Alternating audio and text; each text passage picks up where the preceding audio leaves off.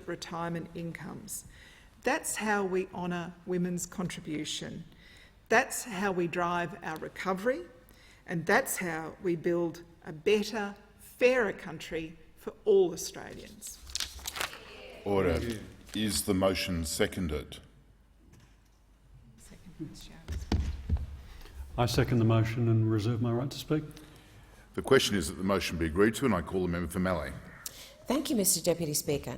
I rise to speak to this motion and highlight some inspiring women in my electorate of Mallee ahead of International Women's Day. There have been many inspirational stories of women in leadership from all over Australia throughout the COVID-19 pandemic, and there are some outstanding ones in Mallee. Di Thornton is a nurse practitioner from Murrayville who owns and operates Mallee Border Health Centre in Pinaroo, South Australia.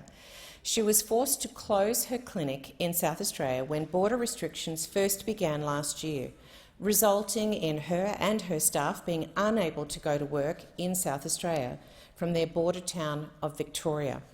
After finally receiving an exemption to continue her essential service, Di was able to reopen her clinic in Pinaroo.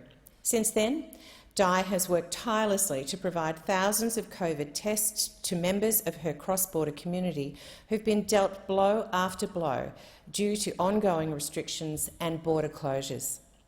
When border closures were in full effect, cross-border community members were required to be COVID tested every 7 days for almost 20 weeks. The mammoth effort of health practitioners such as Di and her team has been vital to supporting the needs of our rural communities along the border. I've also been working with Paula Gust from Aspley.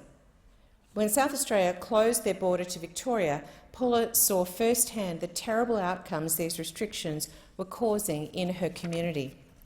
She started a Facebook page called Cross Border Call Out to highlight the effect these restrictions were having on families, businesses and communities.